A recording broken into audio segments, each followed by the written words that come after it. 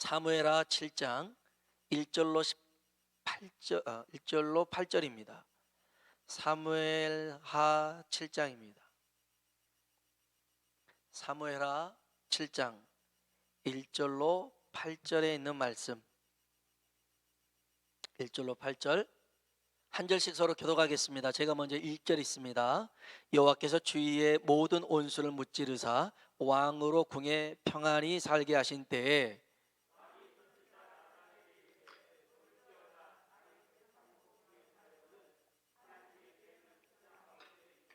나단이 왕께 아뢰되 여호와께서 왕과 함께 계시니 마음에 있는 모든 것을 행하소서 하니라. 가서 내 종 다윗에게 말하기를 여호와께서 이와 같이 말씀하시되 내가 나를 위하여 내가 살 집을 건축하겠느냐.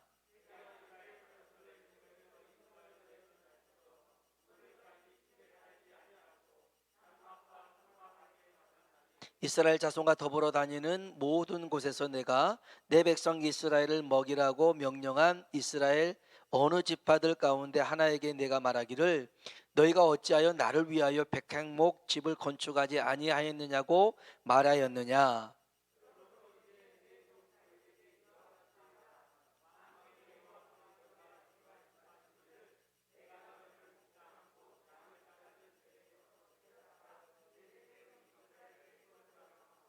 아멘. 우리 16절 말씀 같이 한번 읽겠습니다.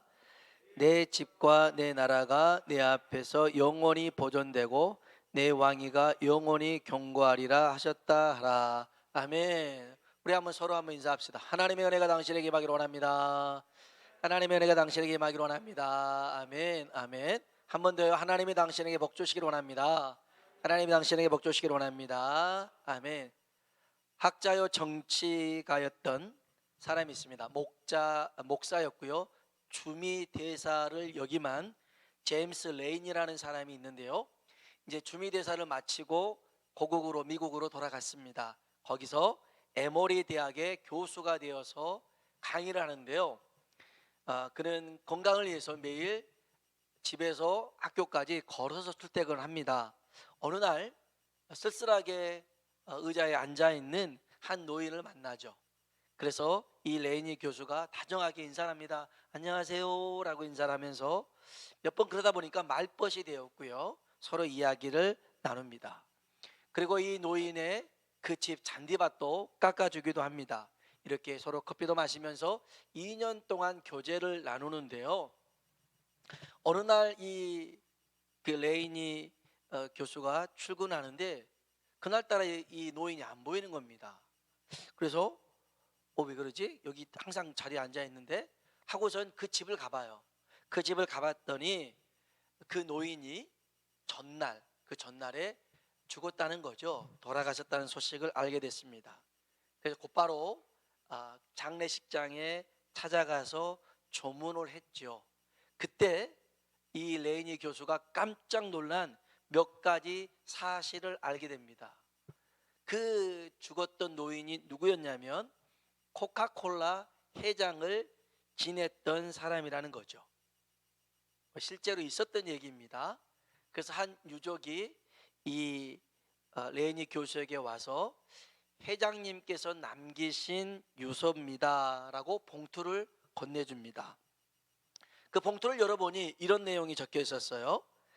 2년여를 내 집 앞을 지나면서 나의 말벗이 되어주고 우리 집 들의 잔디도 깎아주며 커피도 함께 마셨던 나의 친구 레인이 정말 고마웠어요. 그러면서 나는 당신에게 25억 달러, 2조 7천억 원입니다. 25억 달러와 코카콜라 주식 5%를 유산으로 남깁니다.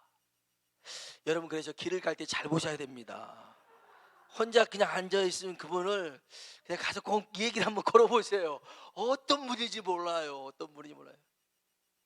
이 레이니 교수가 깜짝 놀랐어요. 왜 깜짝 놀랐냐면 몇 가지가 있는데, 첫 번째, 전 세계적인 부자가 그렇게 검소하게 살았다는 것. 두 번째, 자신이 코카콜라 기업 회장이었음에도 자기 신분을 밝히지 않았다는 것. 세 번째, 아무런 연고도 없는 사람에게 잠시 친절을 베풀었다는 이유만으로 이렇게 엄청난 돈을 주었다는 사실에 놀랐다라는 거죠. 그래서 이 네니 교수는 그 받은 어마어마한 재산이잖아요. 2조 7천억 원. 평생 다 써도 안 될 만한 이 재산을, 이 유산을 대학에 기부합니다. 발전기금으로 내놓죠. 그래서 이제 또 그 대학도 이 모든 스토리를 알고 나중에 이 레이니를 에모리 대학의 총장으로 이렇게 세웁니다. 이 얘기는 불과 몇십 년 되지 않았습니다. 이 레이니가 1993년부터 1997년까지 우리 주한 미국 대사였거든요. 그러니 얼마 되지 않는 얘기인데 이런 얘기가 실제로 있는 걸 보면 놀랍기도 하지요. 작은 친절, 작은 배려, 작은 도움 하나에도 세상이 이렇게 움직여지기도 합니다. 성경에 보면 하나님 마음을 감동시킨 사람 얘기가 나옵니다. 주님 마음을 깜짝 놀래킨 얘기가 나오는데요. 마태복음 8장에 보면 가버나움에 살고 있는 한 백부장이 나옵니다. 이 백부장은 이방인이었습니다. 근데 유대인 하인이 중풍병에 걸립니다. 그 괴로워하는 모습을 지켜볼 수가 없었어요. 그래서 예수님에게 가서 내 종의 병을 고쳐달라고 하소연합니다. 그때 주님이 그러죠. 가자, 내가 가서 고쳐줄게. 백부장이 그럽니다. 아니요, 꼭 번거롭게 저희 집까지 오지 않아도 됩니다. 여기서 말씀하시면 내 집에 있는 종이 나을 줄로 믿습니다. 주님이 깜짝 놀랐어요. 이런 말씀을 하십니다. 마태복음 8장 10절에 이스라엘 중 아무에게서도 이만한 믿음을 보지 못하였노라. 이런 믿음 찾아볼 수가 없었더라는 겁니다. 그 주님이 이렇게 말씀하십니다. 따라합시다. 가라, 내 믿은 대로 될지어다. 아멘. 야, 네가 그렇게 믿고 있니? 그래, 내 믿은 대로 될지어다 했더니 성경에 즉시 그 즉시 하인이 나으니라. 아멘. 우리에게도 살아있는 하나님의 말씀이 선포되지만 이 말씀이 능력으로 나타나지 않는 이유가 있어요. 내가 하나님의 말씀을 듣긴 듣는데 내 삶에는 능력으로 나타나지 않는 이유를 히브리서 4장 2절에 뭐라고 하냐면 따라합시다. 듣는 자가 믿음과 결부시키지 아니함이라. 아멘. 듣는 사람이 믿음과 그 말씀을 결부시키지 않더라는 겁니다. 하나님 말씀 따로, 그 다음에 내 생각 따로 이런 이 역사가 안 일어나대요.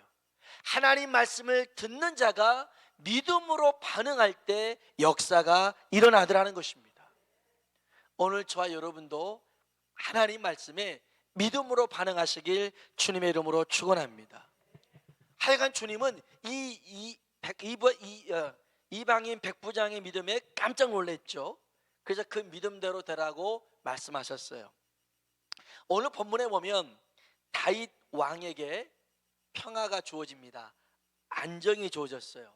주변에 있는 적국들을 다 물리치고 그들을 속국으로 삼았어요. 조공을 바치게 했습니다. 나라가 안정됐습니다. 백성들도 살기 좋은 시절을 만났습니다. 우리로 따지면 이제 힘든 시절 다 지났어요. 애들도 그냥 다 잘 키웠고 결혼해서 시집장가 보내고 이제는 편안한 삶을 살게 되었습니다. 좋은 시절 살게 되었어요. 그럼 뭐하고 살아야 됩니까? 잔치도 베풀고 여행도 다니고 즐기며 살아야 되지 않겠습니까? 다윗이 그런 시기에 놓였을 때 그는 그 마음에 근심이 있었습니다. 마음에 불편함이 있었습니다. 어떤 불편함이냐면 자기는 백향목 궁궐에서 살고 있는데 산의 진미를 먹으면서 편안하게 지내고 있는데 하나님의 교회는 저 희장 가운데 천막 가운데 놓여 있다라는 사실이 마음에 불편했어요. 성경 한번 볼까요? 7장 1절 2절에 있는 말씀입니다. 7장 1절 2절 읽어볼까요? 여호와께서 주위의 모든 원수를 무찌르사 왕으로 궁에 평안히 살게 하신 때에 왕이 선지자 나단에게 이르되 볼지어다 나는 백향목 궁에 살거늘 하나님의 궤는 휘장 가운데 있도다. 아멘. 아멘. 자기는 백향목 궁에서 좋은 시절을 살고 있는데 하나님의 궤를 생각해 보니 하나님의 궤는 휘장 가운데 놓여 있더라는 것입니다. 휘장이 뭡니까? 임시초소입니다. 임시장막에 있는 겁니다. 그걸 생각하니 다윗의 마음이 불편함이었습니다. 사람들은 하나님의 궤, 언약궤라고 하죠. 법궤라고도 합니다. 이것을 자기의 필요에 따라 이용했었어요. 어떤 이는 정치적으로 하나님의 궤를 이용했었습니다. 그런데 다윗은 이 하나님의 궤의 말씀을 사랑했어요. 그래서 사람들에게 잊혀져 있는 하나님의 궤를 되찾아왔죠. 그리고 다윗성에 둡니다. 다윗성에 두고 제사장들과 레위인들을 구별시켜서 매일 제사를 드리게 하고 매 시간마다 하나님을 찬양하게 해서 24시간 찬양과 기도가 끊이지 않는 그런 초소를 만들었어요. 그런데 이걸로 성이 차지가 않았어요. 지금 자신의 삶과 비교해 보니까 자기는 너무 좋은 침대에서 잠을 자는 거예요. 너무 좋은 시설에서 지내고 있는데 하나님의 궤는 그냥 딸랑 천막 하나 쳐져 있는, 휘장 하나 가려져 있는 그것에 놓여 있는 것, 너무 초라했고 그게 너무 죄송했어요. 그래서 다윗이 어떤 마음을 품냐면, 내가 하나님의 궤를 제대로 모실 수 있는 성전을 지어야겠다. 성전을 건축할 마음을 가져요. 5절 한번 볼까요? 5절 읽어봅시다. 가서 내 종 다윗에게 말하기를 여호와께서 이와 같이 말씀하시되 내가 나를 위하여 내가 살 집을 건축하겠느냐. 아멘. 건축하고 싶은 마음이 있었어요. 그래서 나단 선지자한테 얘기했는데, 야, 네가 나의 집을 건축하겠느냐라는 거였습니다. 하나님이 이 다윗에게 성전을 건축할 마음 있는 것 아셨지만 그에게는 허락하지 않습니다. 왜냐하면 그 손에 피를 너무 많이 묻혔다고 해서 네가 아닌 네 아들이 솔로몬이 성전을 건축할 것이다, 이렇게 말씀하시죠. 하지만 이 다윗은 진짜 성전을 건축하고 싶었어요. 이게 마음만 그랬던 게 아니라 역대상 29장에 보면요, 다윗이 수많은 금은 보화를 모아둡니다. 뭐 하려고요? 성전을 건축하려고요. 그러니까 솔로몬이 성전을 건축했는데 솔로몬 때 건축했지만 모든 재료는 다윗이 다 모아놓은 거예요. 금은 보화 다 모아놨다가 성전 건축했었고요. 28장 역대상 28장에 보면 성전 설계도를 다윗이 설계도를 그립니다. 그래서 솔로몬에게 줘요. 역대상 28장 11절 12절에 보면 다윗이 성전의 복도와 그 집들과 그 곡간과 다락과 골방과 속죄소의 설계도를 그의 아들 솔로몬에게 주고, 설계도를 그의 아들 솔로몬에게 주고, 또 그가 영감으로 받은 모든 것 곧 여호와의 성전의 뜰과 사면의 모든 방과 하나님의 성전 곡간과 성물 곡간의 설계도를 주고, 이 설계도를 누가 그렸냐면 다윗이 그렸습니다. 역대상 28장 19절에 다윗이 이르되 여호와의 손이 내게 임하여 이 모든 일의 설계를 그려 나에게 알려주셨느니라. 그러니까요, 다윗은 이 성전의 설계도까지 이미 받았고요, 모든 재료를 다 준비했고요. 그래서 자기가 못 지으니까 에이 그만두지, 이게 아니라 이 모든 것을 솔로몬에게 줘서 성전을 짓게 하였더라는 것입니다. 할렐루야. 야, 이게 이 성전을 짓고자 하는 이 모습에 하나님이 감동을 받습니다.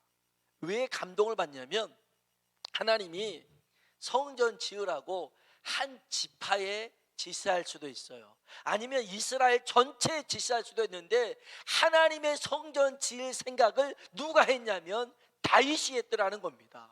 이거 시켜서도 아닙니다. 하나님이 말씀하셔도 말씀하신 것에 순종한 것도 대단하고 그냥 억지로 한 것도 대단한데 그러지도 않았어요. 그냥 다윗이 자원하는 마음으로 즐거운 마음으로 성전을 짓고 싶었더라는 겁니다. 자, 성경 한번 볼까요?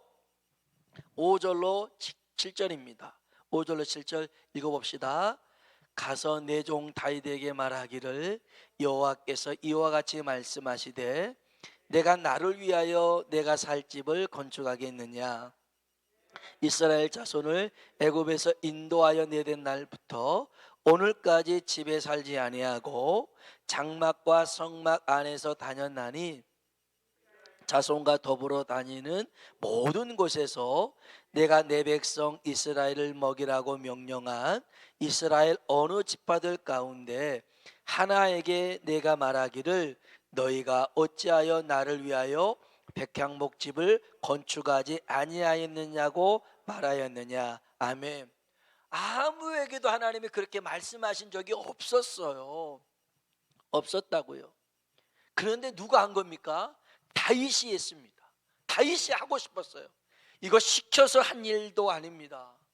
성경에 보니까 억지로 한 일도요 복을 주시는 하나님이신데 자원해서 즐거운 마음으로 섬기는 이 다윗을 하나님이 축복하신 줄로 믿습니다. 여러분, 하나님 일은 어떻게 해야 됩니까?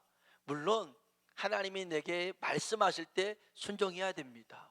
더러는 하기 싫은데 싫어요 해놓고 또 뉘우쳐서 할 수 있습니다. 그것도 복이 있습니다.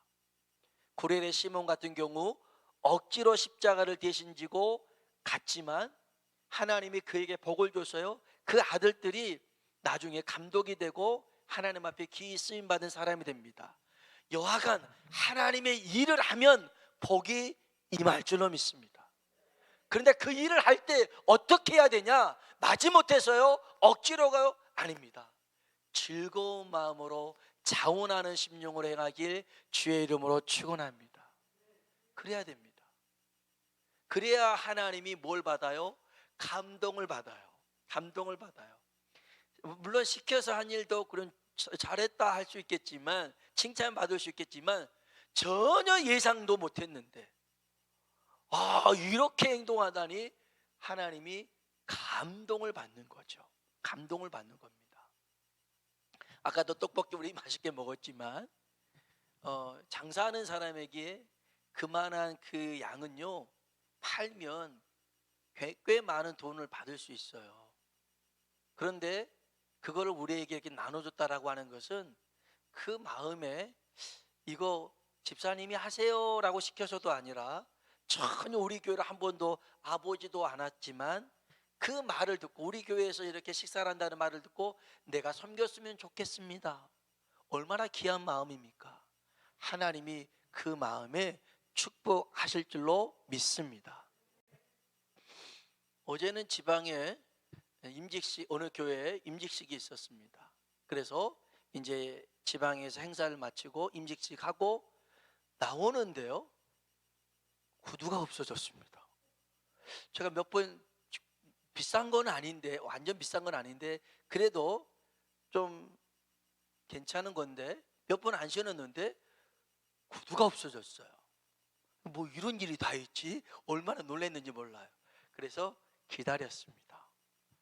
기다렸는데 안 나타나더라고요. 누가 다른 분이 신고 가셨나 봐요. 그래서 슬리퍼 신고 왔습니다. 그래서 그래도 너무 감사한 거는 자동차 타고 갔기에 망정이지 안 그랬으면 이게 슬리퍼 신고 전철 타고 엄청 쪽팔릴 뻔했는데 아무튼 그렇게 왔습니다. 오면서 생각을 했어요. 그리고 하나님 제게 마음을 주신 게 있어서 그 행사 치른 목사님한테 전화를 걸었어요. 목사님, 제가 그 신발 꽤 비싼 건 아니지만 또 몇 번 안 신었지만 신고 가신 분 암만 해도 그 신발이 맞아서 신고 갔을 테니 그냥 그분 잘 신으시라고, 이렇게 연락 오더라도 신으라고 그렇게 해 주십시오 하고 얘기를 했어요. 근데 그런 일을 당하니까 이게 짜증이 나고 이게 싫은 게 아니라 왠지 야 마음이 기쁘더라고요. 야 나도 한번 신발, 이게 선배 목사님들한테 들었긴 들었는데 교회 갔더니 누가 내 고무신을 신고 가버렸더라 그런 얘기를 들었는데 내 신발을 신고 갈지 몰랐는데, 근데 그 기분이 뭐였지만 기뻤어요. 그래, 그분이 또 이렇게 신발이 맞으면 신을 수 있겠구나라고 해서 이제 했어요. 우리가 그 하나님 일을 할 때 마찬가지예요. 항상 어떻게 생각하느냐에 따라서 감사할 수도 있고 기뻐할 수도 있고 아니면 짜증낼 수 있고 남 탓할 수 있는데 그럴 필요 없어요. 여러분, 하나님 일을 하면 하나님이 역사하시고 우리가 하나님 마음에 감동만 준다면 하나님은 놀라운 축복을 허락하실 줄로 믿습니다. 하나님이 감동을 받았어. 이 다윗에게 감동을 받아서 어떤 축복을 주냐면 8절 9절 한번 볼까요? 8절 9절 성경 8절 9절 읽어봅시다. 그러므로 이제 내 종 다윗에게 이와 같이 말하라. 만군의 여호와께서 이와 같이 말씀하시기를 목장 곧 양을 따는 데에서 데려다가 내 백성 이스라엘의 주권자로 삼고 내가 가는 모든 곳에서 내가 너와 함께 있어 내 모든 원수를 내 앞에서 멸하였은즉 땅에서 위대한 자들의 이름같이 내 이름을 위대하게 만들어 주리라. 아멘, 아멘. 하나님이 다윗에게 축복해 주는데 내가 너를 백성의 주권자로 삼겠다. 내가 너와 함께 동행하겠다. 내 이름을 위대하게 하겠다. 하나님이 축복합니다. 그러면서 16절 한번 볼까요? 15절 16절 15절 16절 같이 한번 읽어봅시다. 내가 내 앞에서 물러나게 한 사울에게서 내 은총을 빼앗은 것처럼 그에게서 빼앗지는 아니하리라. 내 집과 내 나라가 내 앞에서 영원히 보존되고 내 왕위가 영원히 경고하리라 하셨다 하라. 아멘. 내 집과 내 나라가 내 앞에서 영원히 보존되리라. 할렐루야. 하나님이 이 다윗의 집을요 축복하십니다. 다윗만 축복한 게 아니라 다윗의 자자 손손 대대로 복을 주십니다. 복을 주셔요. 사울왕처럼 잘못했다고 그 왕위를 빼앗아 버린 게 아니라 그 왕위를 영원토록 보존하겠다. 얼마나 큰 축복입니까? 하나님 마음이 감동하니까 이런 역사가 일어난 줄로 믿습니다. 여러분, 오늘 우리 모두가 하나님 마음을 감동케 하는 사람 되길 주의 이름으로 축원합니다. 사실은 다윗이 이럴 수 있었던 것은 다윗도 크게 감동받은 적이 있었어요. 언제였냐면 다윗과 이제 이 블레셋이 싸움을 하는데 이 블레셋이 차지하고 있는 그 땅에 베들레헴이 있었어요. 근데 그 베들레헴 성문 곁에 우물이 하나 있는데 이 다윗이 전쟁 중에 혼잣말이었어요. 진짜 혼잣말로 목마르다. 그 베들레헴 성 옆에 있는 그 우물 그 뭐 시원했는데 그거 한 잔 마셨으면 좋겠다 이런 거예요. 지금 말하면 저 그 어디를 얘기해야 되지? 맥도날드 그 코카콜라 먹고 싶다 막 그런 거예요.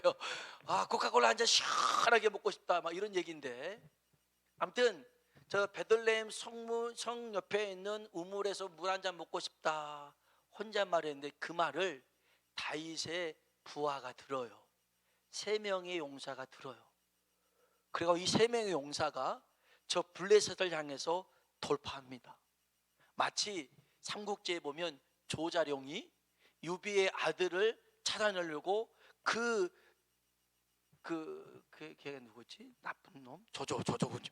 나쁜 놈이 아닌데. 아무튼 그 조조의 그 대군을 뚫고 들어가서 그 아이를 건져온 것처럼 이 세 명의 용사가 블레셋을 뚫고 들어가서 베들레헴의 옆에 있는 우물에서 우물을 떠옵니다. 이 가죽 부대에 담고 와서 탁 옵니다. 그래, 왕이시여 마시십시오 그럽니다. 뭐냐 그랬더니 우물입니다. 베들레헴 성문 옆에 있던 우물입니다. 그게 어떻게 알고? 아까 이렇게 들었는데 왕이 먹고 싶다고 해서 저희 셋이서 갔다 왔습니다. 엄청나게 감동을 받아요.